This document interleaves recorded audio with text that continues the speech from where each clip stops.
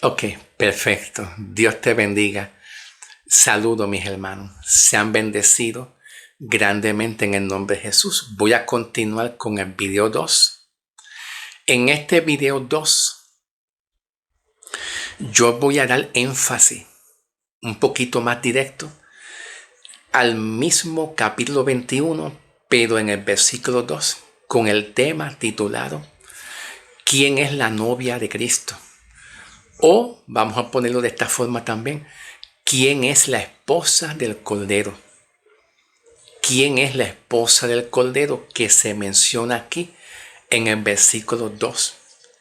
Dice Juan: yo, Juan, vi la santa ciudad, la nueva Jerusalén, descender del cielo de Dios, dispuesta como una esposa, dispuesta como una esposa ataviada para su marido o para su esposo o para su marido.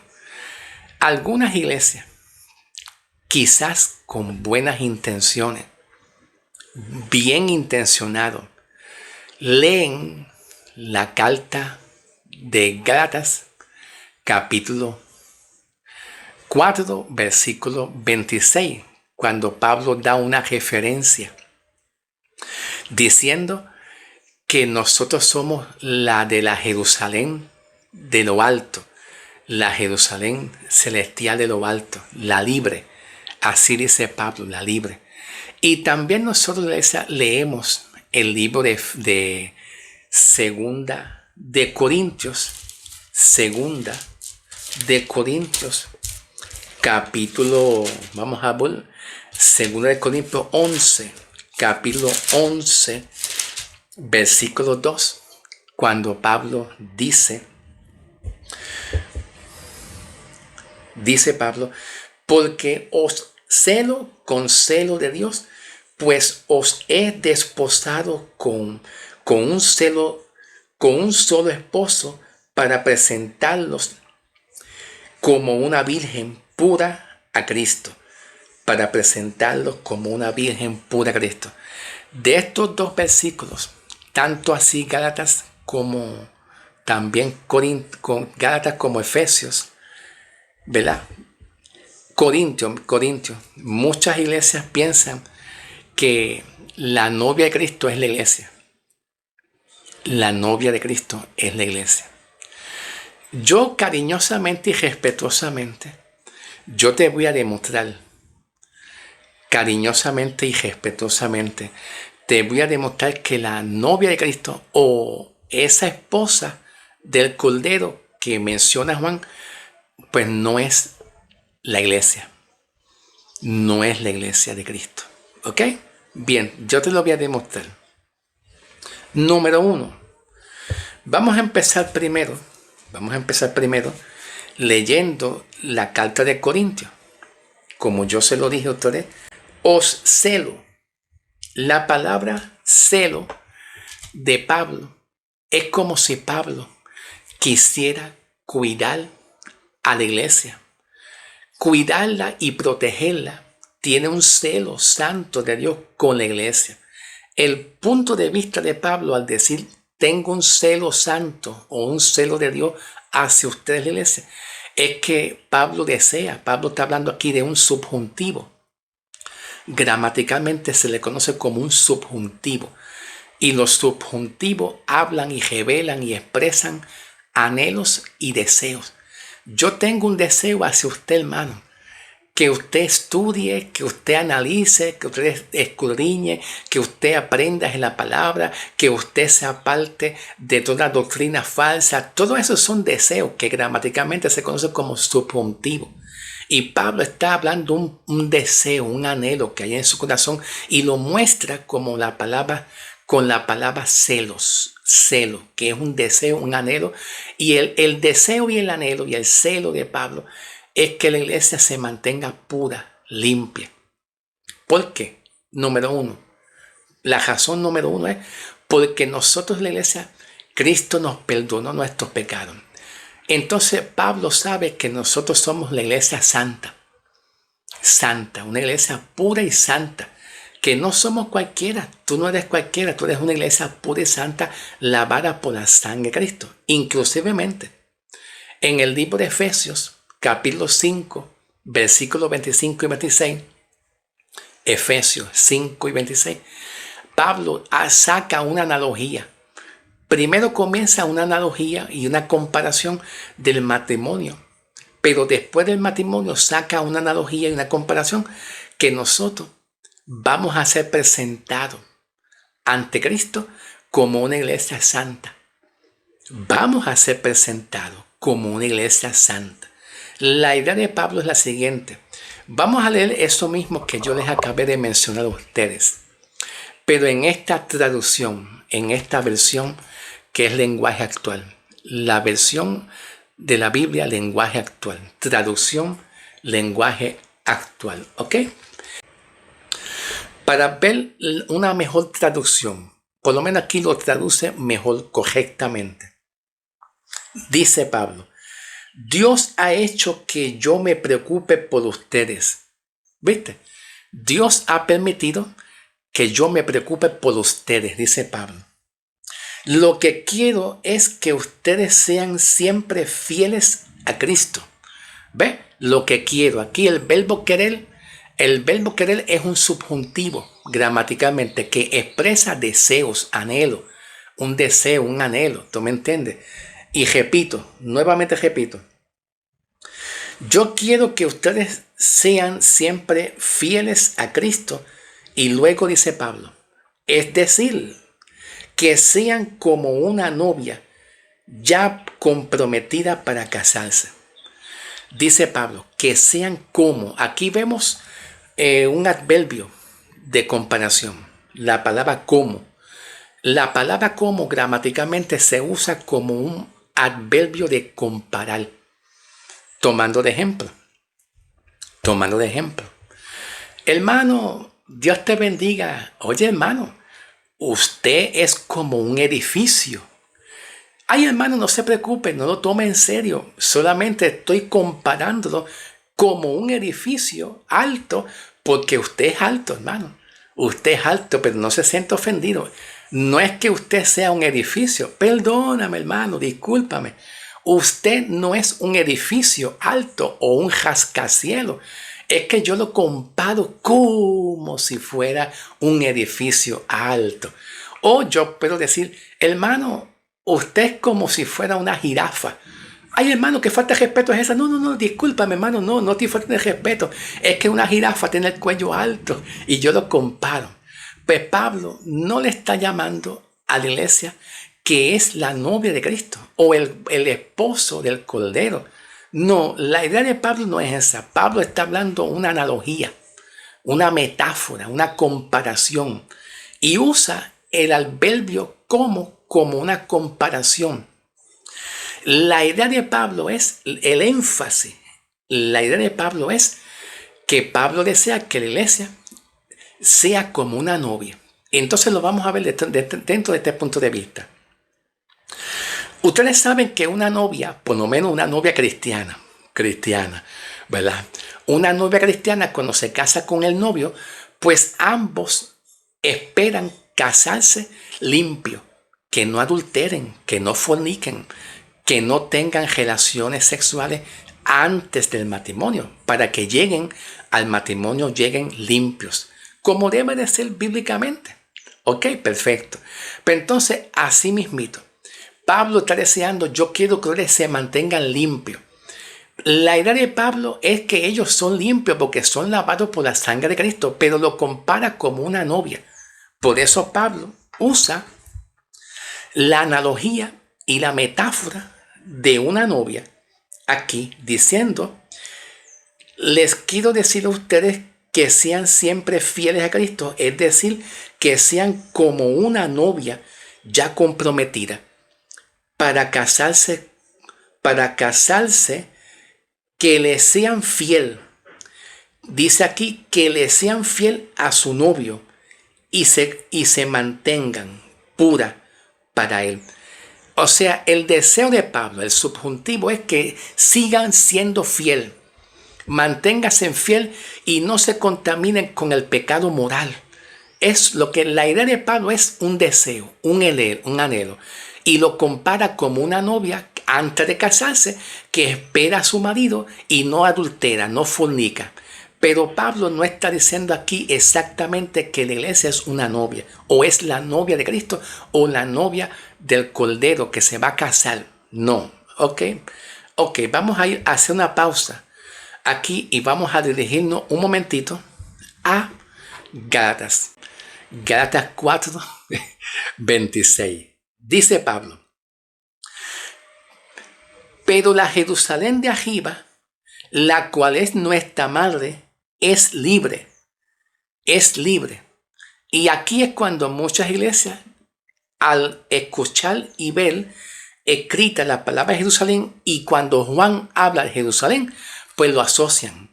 Como que lo asocian que nosotros también somos la iglesia de Cristo, la Jerusalén que desciende de Dios, como lo menciona Juan en el capítulo 21, versículos 1 y 2. Ok, ¿cómo entendemos eso? Pues vamos a analizar el contexto, ¿ok? Disculpa, hermano, pero hay que analizar el contexto, hay que hacer análisis, hay que estudiar, hay que escudriñar.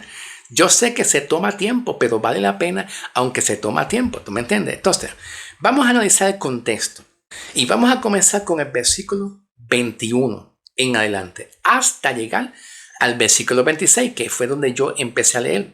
Dice así: ustedes lo que anhelan estar bajo la ley. Ok, Pablo aquí usa un pronombre, que es el pronombre ustedes, que está en plural. Ustedes. Es como si Pablo hiciera una pausa y se volteara y le dijera a alguien más: ustedes lo que anhelan estar bajo la ley. ¿A quién Pablo está hablando? A un remanente de judíos que estaban bajo la ley y que habían entrado a estas congregaciones a cambiar el mensaje de la gracia por la ley y por las obras. A cambiar el mensaje de Pablo que le estaba instruyendo a estas iglesias. Vinieron a cambiar. Entonces Pablo le dice: a ustedes que anhelan y desean estar bajo la ley. Entonces dice Pablo: díganme una cosa. Dice Pablo: díganme algo. ¿No han escuchado la ley? Versículo 22. Porque está escrito que Abraham tuvo 2 hijos, uno de la esclava y otro de la libre. Es verdad, Pablo dice que Abraham tuvo 2 hijos. El primer hijo, pues obviamente fue el hijo de la esclava, que viene siendo el hijo de Agar. El hijo de Agar, el de la esclava, que se llamó Ismael. Y el segundo hijo, obviamente, que fue el de la promesa. ¿Cuál promesa? Bueno, que Dios le dijo que a través de Abraham, Dios iba a bendecir a la nación de Israel. A través de la nación de Abraham, la nación de Israel, y por la fe vendría un Salvador Jesucristo. Y las demás naciones que son los gentiles, también serían bendecidas con la bendición de Abraham por medio de la fe. Ahora, el primer hijo fue el de Agar, que se llamaba Ismael. El segundo hijo fue el de la promesa. Pero lo que pasó aquí es que Dios reconocía más que un hijo, no 2. El hijo que tuvo Abraham con su sierva egipcia Agar, lo tuvo para complacer a Sara. Lo tuvo bajo presión, pero Dios no le dijo a Abraham que tuviera un hijo con Agar. No, eso lo hizo Abraham con sus propios esfuerzos. Y ese esfuerzo que Abraham tuvo, ese hijo con Agar, que se llamó Ismael, pues no fue el de la promesa. Y pudo haber tenido 1, 5, 10, 20 mil hijos, pero no va a ser el hijo de la promesa. Abraham tenía que esperar la promesa. Porque la bendición de Israel, que viene siendo la llegada de un Salvador y la bendición del gestante de las naciones gentiles que más adelante fueron salvos por gracia, claro que sí, pues entonces iba a ser por el hijo de la promesa, que viene siendo Isaac. Isaac, el hijo de la promesa, de que Dios cumplió su promesa con el tiempo, sí, con el tiempo Dios cumplió la promesa de que Sara va a tener hijo. Sara va a engendrar el hijo, ya que Sara fue estéril. Y Dios le dio la promesa a Abraham que Sara engendraría al hijo en el tiempo de Dios. Abraham tenía que esperar el tiempo de Dios para que esa promesa se cumpliera. Pero como quiera, la promesa se cumplió. Pero la promesa de bendición para Israel y luego para los gentiles, por medio de la fe, la promesa era por medio de Isaac. Por lo tanto, aquí Pablo dice, aquí Abraham dice que tuvo dos hijos, el de la esclava que fue por medio de Agar y el otro de la libre que es por medio de Sara en el tiempo de Dios. Luego en el versículo 23 dice, pero mientras el de la esclava nació según la carne, ¿qué significa la esclava nació según la carne? La palabra carne aquí representa y significa las obras, los intentos. Yo quiero ser bendecido, salvo, perdonado, pero bajo la ley. O quiero ser bendecido, salvo, pero bajo mis intentos humanos, bajo mis obras, haciendo ayuno, haciendo penitencia, liturgia, orando mucho, haciendo vigilia, tratándome de portar bien. Eso es la carne. La carne aquí son las obras, los esfuerzos humanos para ganarse el favor de Dios. Esa es la interpretación de carne, ¿ok? Perfecto, continuamos. En el versículo 24 dice, hay pues en estas cosas una alegoría de los dos pactos. Sí, hay una alegoría, comparación de dos pactos.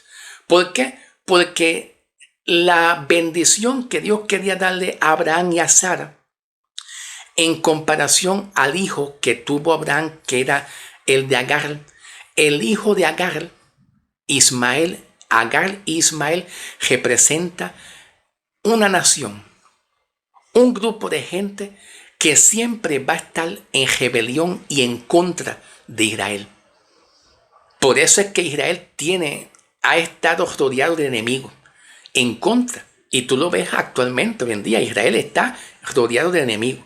Pero entonces Ismael y Agar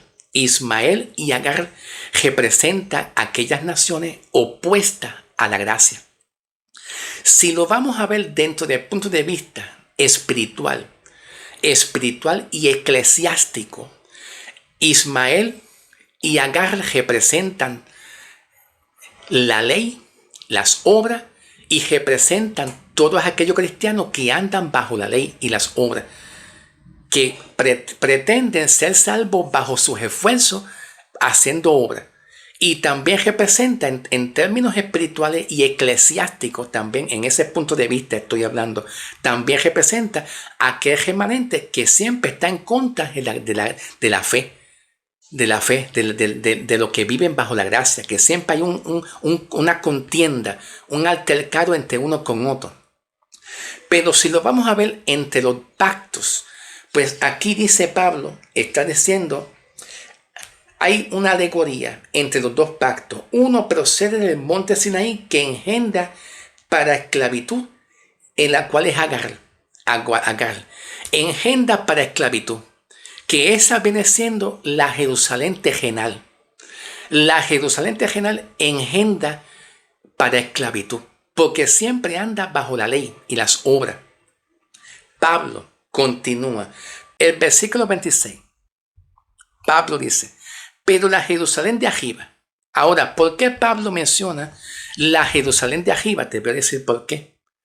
¿Por qué Pablo menciona la Jerusalén de arriba? Número uno, Pablo le está hablando a los judíos que tienen conocimiento de lo que es Jerusalén, que es su territorio. El territorio donde Dios estableció su pacto, su promesa con Israel, comenzando del Antiguo Testamento y en el tiempo de Jesús, Jerusalén. Y Pablo, al hablarle a los judíos, usa el lenguaje de la Nueva Jerusalén, porque los judíos sabían muy bien y entendían muy bien. Ellos conocían lo que Juan habló. Los judíos en este tiempo de Pablo conocían la palabra de Juan en Apocalipsis capítulo 21, versículos 1 y 2. La conocían. La Jerusalén terrenal. La idea de Pablo es sembrarle en su mente una enseñanza, diciéndole que ellos están bajo la ley, bajo la esclavitud, y bajo la ley no hay salvación para nadie. Esa es la idea de Pablo, proyectarle y enseñarle a ellos, los judíos.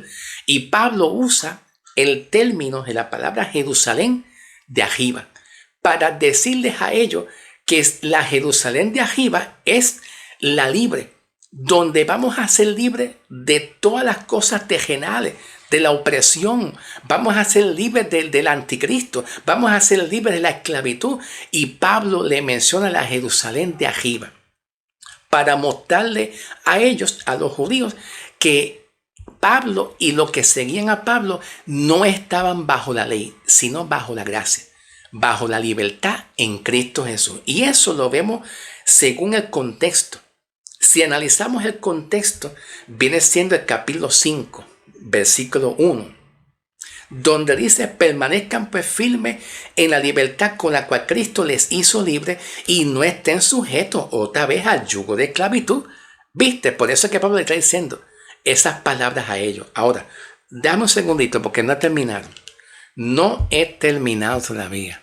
Ok, voy a seguir, pero ya mismo me toca pausar para ir al próximo video para continuar. Ok, ya mismo. Ok. En cuanto al versículo 27, vamos a ir a bregar con el versículo 27 y vamos a buscar una referencia bíblica aquí en el libro de Isaías 54. Isaías 54, versículo 1.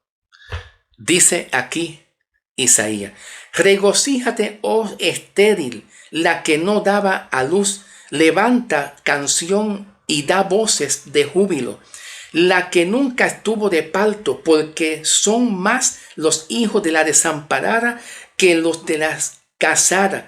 Ha dicho Jehová: ensancha el sitio de tu tienda y la cortina de tu habitación sean extendidas, no sean escasas. Alarga tus cuerdas y esfuérzate, porque te extenderás de la mano derecha y la mano izquierda, y tú tendrás una herencia entre las naciones. Versículo 4. No temas, pues no serás confundida, y no te avergüences, porque no serás afrentada, sino que te olvidarás de la venganza de tu juventud y de la afrenta de tu viudez. No tengas más memoria. Ahora viene lo mejor, lo mejor. Porque tu marido es tu hacedor, Jehová de los ejércitos es su nombre, y tu redentor, su marido, es tu hacedor y tu redentor, el Santo de Israel. Ve, dice el Santo de Israel, Dios de toda tierra será llamado. Porque como mujer abandonada y triste de espíritu te llamó Jehová, y como la esposa de la juventud que es repudiada. Pero entonces Pablo cuando Pablo menciona el versículo que te menciona el versículo 27, está haciendo referencia a Israel, que Israel es la novia o será la esposa del Cordero. Todo lo que Pablo menciona aquí con la nueva Jerusalén de arriba se lo está mencionando a los judíos en referencia a que la esposa del Cordero será Israel para un tiempo futuro. Vamos a hacer una pausa, no he terminado. No he terminado todavía. Haremos una pausa para seguir hablando de este tema, ¿ok? Continuamos en el nombre del Señor, ¿ok?